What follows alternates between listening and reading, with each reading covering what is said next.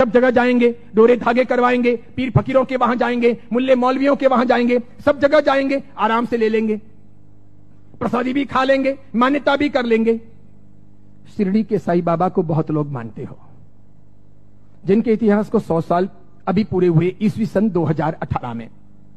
ईस्वी सन 1918 में इन्होंने शिरडी में समाधि ली थी, ऐसा कहा जाता है। 100 साल इनकी समाधि को पूरे हुए।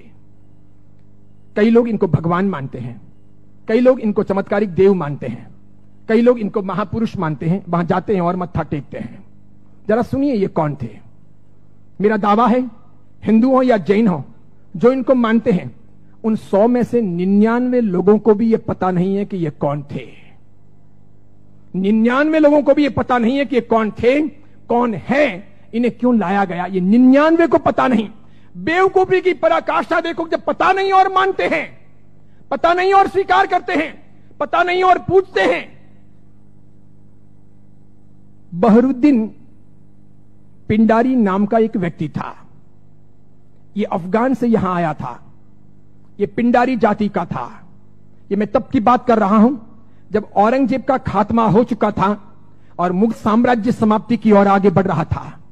धीरे धीरे मराठाओं ने अपना वर्चस्व जमा लिया था और वे हिंदू साम्राज्य की स्थापना के लिए बहुत मजबूती के साथ में आगे बढ़ चले थे।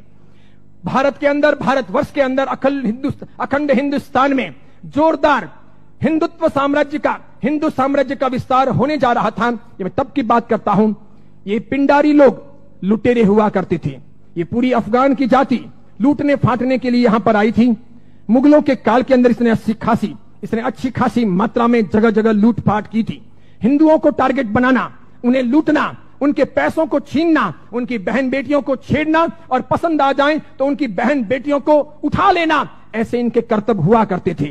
1838 में इस बहरुद्दीन का माफ कीजिएगा, 1838 में इस बहरुद्दीन का जन्म हुआ और यह आगे बढ़ा। उसके बाद में एक फिल्म आई, वो हिंदी फिल्म थी। उस फिल्म को जगह जगह पर दिखाया गया षड्यंत्र के आधार पर। फिल्म में यह बताया गया, औरंगजेब के मरने के बाद पहली बार जब बोलने वाली फिल्में आई, पहली बार जब फिल्म आगे बढ़ी, वो ब्लैक एंड व्हाइट मूवी, जब फिल्मों का जमाना आया, तब यह बताया गया कि ये बहरुद्दीन पिंडारी तो बहुत अच्छा आदमी, और ये पिंडारी जाति के लोग तो देशभक्त हैं, देशद्रोही नहीं, ऐसा बताया गया। बावजूद इसके इस बहरुद्दीन ने जगह जगह डकैतियां करना, लूटना फाटना जारी रखा। बड़ी मात्रा में लोगों को तहस नहस करता रहा। इसने अपनी जिंदगी में कई सारी हिंदू महिलाओं के, कन्याओं के बलात्कार किए, कितना ही सारा नुकसान पहुंचाया। अंततः जब धीरे धीरे मराठा साम्राज्यों के सामने, उधर झांसी की रानी, झांसी के अंदर लक्ष्मीबाई लोहा ले रही थी, उस वक्त अंग्रेजों का आगमन हुआ। अंग्रेजों को यह बहरुद्दीन बहुत नागवार गुजरा। इन्होंने जैसे तैसे करके इस बहरुद्दीन को भगाने के लिए, पकड़ने के लिए खूब कोशिशें की। यह बहरुद्दीन बेस बदल करके भागता हुआ अहमदनगर आया, जिसे नगर कहा जाता है, महाराष्ट्र का बहुत बड़ा एक शहर है। अहमदनगर आया और सुनिए, इतिहास ये कहता है कि यह बहरुद्दीन पिंडारी अहमदनगर के अंदर एक वेश्या के घर रहा। उस वेश्या को अपना बना करके उसने वहीं पर अपना आशियाना बना लिया वेश्या के साथ। आगे जाकर उसने शादी की या नहीं की, इसका कोई सबूत नहीं। वेश्या के साथ रहते रहते 2 संतानों का जन्म हुआ। एक था लड़का जिसका नाम रखा गया चांद मियां। बहरुद्दीन ने अपने बेटे का नाम रखा चांद मियां। थोड़ा बड़ा हो जाने के बाद में बिना पढ़ाई लिखाए इस चांद मियां को अपनी डकैतियों में जासूसी के तौर पर बहरुद्दीन पिंडारी ने उपयोग करना प्रारंभ किया। जगह जगह ये चांद मियां, छोटा सा बालक, एक चद्दर लेकर के भिखारी के तौर पर फटे पुराने कपड़े पहन करके अलग अलग जगह पर बैठता, बाजारों में बैठता, आए गए माल की वगैरह बातमियां लेता, किसके घर में क्या आ रहा है जा रहा है ऐसी कोशिश करता, और समय समय पर कभी दिन में, 2 दिन में, 5 दिन में, 10 दिन में अपने पिताजी को, बहरुद्दीन को समाचार पहुंचाता कि आज इस घर में इतना माल आ रहा है या यहाँ इतना सामान आया है। और इस प्रकार डकैतियों का मामला आगे बढ़ता कि यहाँ कोई सुरक्षा के प्रबंध नहीं होते हैं, कोई पहरेदार नहीं होते हैं, ये चीज चलती रहती। अंततः परेशान होकर छंकाओं के आधार पर अंग्रेजों ने बहरुद्दीन को तो भगाया, आगे जाकर वो अफगान चला गया, उसकी मौत भी हो गई। चांद मियां, उसका बेटा, छिप छिप करके रहने लगा, बड़ा होता गया। एक दिन अंग्रेजों ने उसे पकड़ा, जेल की सलाखाओं के पीछे डाला। 8 साल तक ये चांद मियां जेल में रहा, अंततः यह छूटा। मराठा ताकत के साथ में अंग्रेजों का मुकाबला कर रहे थे। झांसी की रानी भी किसी भी हालत में अंग्रेजों को घुसने नहीं दे रही थी। अंग्रेजों को लोकल गुंडे चाहिए थे इन लोगों के सामने लड़ने और इनको परेशान करने के लिए। चांद मियां ने पैसे लेकर के झांसी की रानी के खिलाफ में अंग्रेजों के पक्ष में गुंडों को इकट्ठा करने और लड़वाने और मगजमारी करने के लिए तैयारी दिखाई। अंग्रेजों ने अच्छे खासे मोटे पैसे चांद मियां को दिए। ये चांद मियां महाराष्ट्र से ठेठ झांसी गया। अंततः अंग्रेजों के हाथों झांसी की रानी लक्ष्मीबाई को मरवाने में इस चांद मियां की भी भूमिका रही। उसके मरने के बाद इन अंग्रेजों ने उस चांद मियां को नवाजा। कालांतर के अंदर एक नया नुस्खा अपनाने के लिए वो चांद मियां झांसी से आकर के शिरडी पहुंचा। वहां सुलेमानी मुसलमानों के साथ में उसकी पहचान हुई। मूल अफगानी पिंडारी जाति का ये चांद मियां बहरुद्दीन का बेटा वहां जाने के बाद में सुलेमानों के साथ में परिचय में आकर के सुलेमानों के लिए काम करने लगा। मुसलमानों की ये सुलेमानी जाति षड्यंत्र पूर्वक हिंदुओं और मुसलमानों के बीच के भेद मिटाने और धीरे धीरे इस्लाम का भीतर से प्रसार प्रचार करने का कामकाज संभालती थी। ये स्लो पॉइजन देकर के धीरे धीरे लोगों को मुसलमान बनने के लिए अलग अलग तौर तरीकों से कब्रों पर ले जाने या फिर अलग अलग दरगाहों पर ले जाने, उन्हें बदलने, उन्हें चमत्कार दिखाने के तौर पर परिवर्तित करने का काम करती थी। उनको ये चांद मियां मिल गया। वहां इसके लिए एक मस्जिद बनाई गई। मस्जिद का नाम हिंदू रखा गया, इस्लाम की मस्जिद नहीं रखी गई। लोगों को भ्रमित करने के लिए मस्जिद का नाम इस्लाम नहीं रखा गया, मस्जिद का नाम हिंदू के तौर पर रखा गया। इस इंसान ने अपनी जिंदगी में कभी कुछ काम किया हो, कोई साधना की हो, कोई धर्म चलाया हो, कोई धर्म ग्रंथ लिखा हो, कोई बहुत बड़ा व्यापक काम किया हो, ऐसा एक भी उल्लेख आज तक भारतीय इतिहास में नहीं है। सुनिएगा, यही चांद मियां सुलेमानों के परिचय में रहने के बाद धर्म परिवर्तन करवाने, चमत्कारों के आधार पर लोगों को भरमाने के लिए साई बाबा बनाए गए। इसी चांद मियां का नाम आगे हुआ साई। किसने नाम दिया? सुलेमानों ने। उसके लिए एक मस्जिद बनाई गई। बाद में वो हिंदुओं और मुसलमानों के बीच में सामंजस्य स्थापित करने के लिए फरिश्ते के तौर पर प्रस्तुत किया गया। देखिए आप एक मजे की बात, ईस्वी सन 1918 में इसने समाधि ली। उसके पहले फिल्में जब आती थी तब हिंदुओं और मुसलमानों के बीच का बहुत बड़ा भेद था, बहुत भेद। हिंदू मुसलमानों को पसंद नहीं करते थे भारत में, और मुसलमान हिंदुओं को पसंद नहीं करते थे। मुसलमानों को ईश्वर के नाम से बहुत एलर्जी थी, हिंदुओं को अल्लाह के नाम से बहुत एलर्जी थी। अगर आप थोड़े बहुत भी अपने प्राचीन काल में जाएं, मेरे जमाने के आसपास पहुंचे, ईस्वी सन 60 और 70 के दशक में पहुंचे, ईस्वी सन 1960 1970, और तब के जमाने में जितनी फिल्में आई तो फिल्मों में कहीं ना कहीं अल्लाह लाने पड़ते थे या फिर ईश्वर लाने पड़ते थे। बिना उनके काम चलता नहीं था। इन फिल्मों के आधार पर ही फिल्में हिट होती थी, फिल्में चलती थी। उस समय मात्र लटके मटके लेना, कमर को नचाना, ठुमके लेना और उससे फिल्म चल जाएगी, ऐसा होता नहीं था। उस जमाने का जमाना ऐसा था नहीं कि आज की हीरोइनें चल जाएं, थोड़े बहुत लटके मटके लें और फिल्म रातों रात कम कपड़ों के आधार पर फेमस हो जाए, ऐसा था नहीं। उस जमाने का कल्चर ऐसा था कि कहीं ना कहीं रिलीजियन, धर्म बीच में लाना पड़े। अल्लाह लाओ तो हिंदू नहीं देखेंगे, ईश्वर लाओ तो मुसलमान ऐतराज करेंगे। और देखो मजे की बात, अधिकांश प्रोड्यूसर मुसलमान थे। अधिकांश पाकिस्तान से, सिंध से, पंजाब से और कश्मीर से आए हुए हीरो और हीरोइन ये भी मुसलमान थे। लेकिन नौबत ये थी कि ये मुसलमान हिंदुस्तान के बाजार में अपने असली नाम से चल नहीं सकते, और इसीलिए दिलीप कुमार मुसलमान, उसको अपना नाम बदलना पड़ा। मीना कुमारी मुसलमान, उसको अपना नाम बदलना पड़ा। सुरैया देवानंद से शादी करना चाहती थी, लेकिन मुसलमान होने के नाते स्वीकार नहीं किया गया। पिता ने अनुमति नहीं दी कि हिंदू के साथ शादी नहीं हो सकती, उसे भी अपने नाम बदलने पड़े। 15-20 से अधिक ऐसे हीरो हीरोइन हैं 1960, 1970 और 1980 के दशक के, 1960, 1970 और 1980 के दशक के जिन मुसलमानों को मार्केट में चलने के लिए, स्ट्रेटजी बनाने के लिए अपने नाम बदलने पड़े। वो मुसलमान थे, उनको हिंदू दिखावा करना पड़ा। इधर देखो, जावेद अख्तर हो, सलीम खान हो, नौशाद हो और महमूद खान हो, ये सभी ऐसे प्रोड्यूसर थे जो जन्म से मुसलमान थे, इरादे से मुसलमान थे, हैं भी। इसके सिवाय अन्य अन्य आए और इन लोगों को अपनी फिल्में चलानी थी। इन लोगों ने एक तौर तरीका चलाया कि मुसलमान होने के नाते हिंदुत्व का समर्थन कर नहीं सकते और हिंदू देवी देवताओं को अपने को भ्रष्ट बताना है। क्योंकि आप पुरानी फिल्में देखिए और आज की फिल्में देखिए, किसी भी अल्लाह को कभी गाली नहीं दी जाती, किसी मस्जिद के ऊपर सवाल नहीं किए जाते, कभी कुरान के बारे में कुछ बोला नहीं जाता। लेकिन हिंदू देवी देवताओं की फिल्मों में मजाक होगी।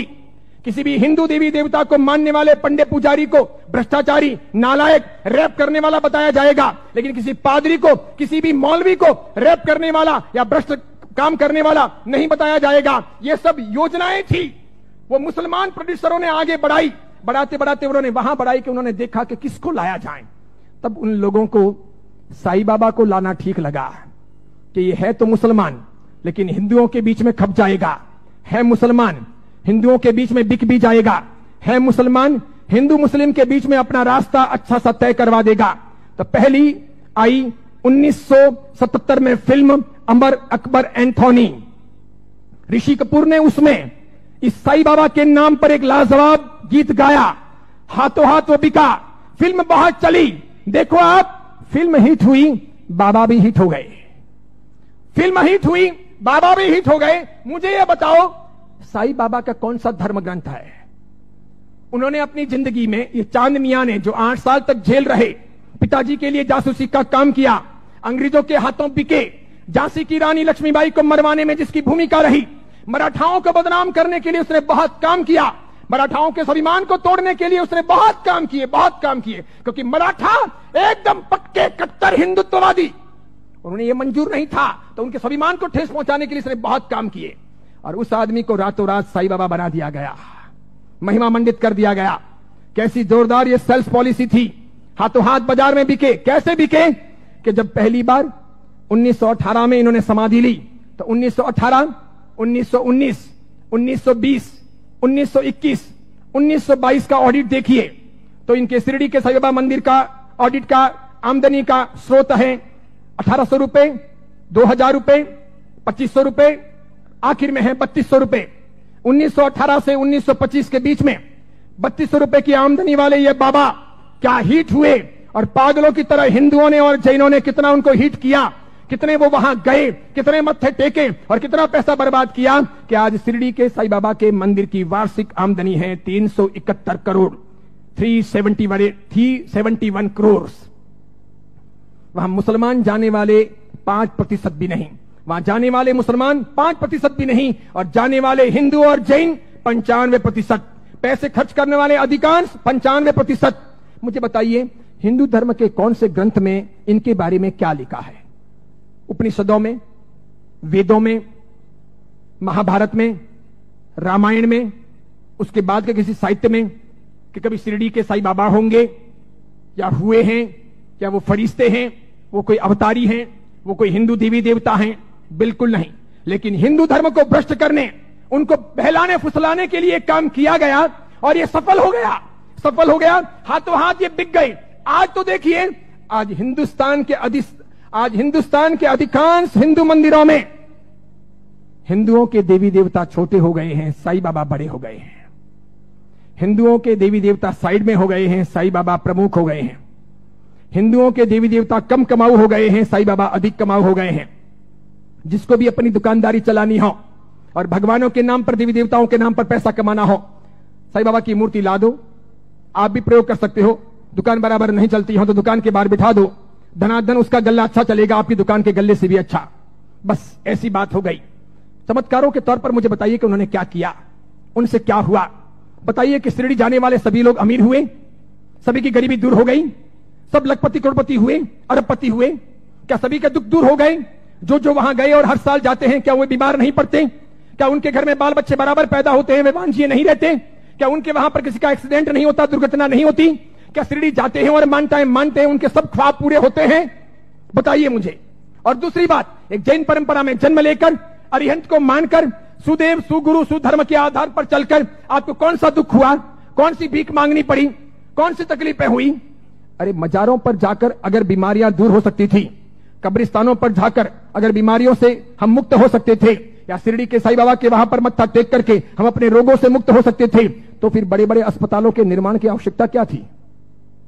बीमारियां जब मजारों पर और शिरडी के साईं बाबा के वहीं पर दूर हो जाएगी, तो फिर अस्पतालों की जरूरत क्या है? कितनी बड़ी मात्रा में हिंदुओं का शोषण हो रहा है। देखना आप, आने वाले कुछ समय के बाद हिंदू धर्म दो भागों में बंट रहा है। आज मैं उद्घोषणा कर रहा हूं, ये बहुत बड़ी भविष्यवाणी है। इन दोनों के बीच में गहरा संघर्ष चलेगा और इन दोनों के बंटवारे में, इन दोनों की लड़ाइयों में दूसरे धर्म के लोग हावी हो जाएंगे। वे अपना रास्ता तय कर लेंगे और इस प्रकार उनका षड्यंत्र सफल हो जाएगा। आगे जाकर के अब दो प्रकार के हिंदू आपको देखने को मिलेंगे। हिंदू धर्म दो भागों में बंटेगा, एक साई भक्त हिंदू, दूसरे सनातनी हिंदू।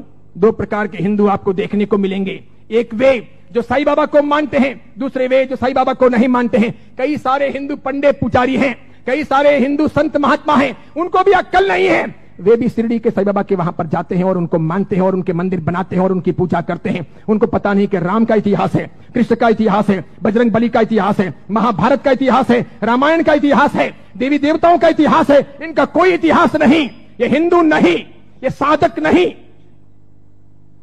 जैन साधु साध्वी भी शिरडी जाते हैं तो यदा कदा दर्शन करने के लिए वहां चले जाते हैं और कर्म फोड़ के चले आते हैं। कितने बेशर्म होते हैं ऐसे जैन साधु साध्वी। क्यों उन्होंने पंच महाव्रत लिए हैं? क्यों उन्होंने सफेद कपड़े पहने हैं?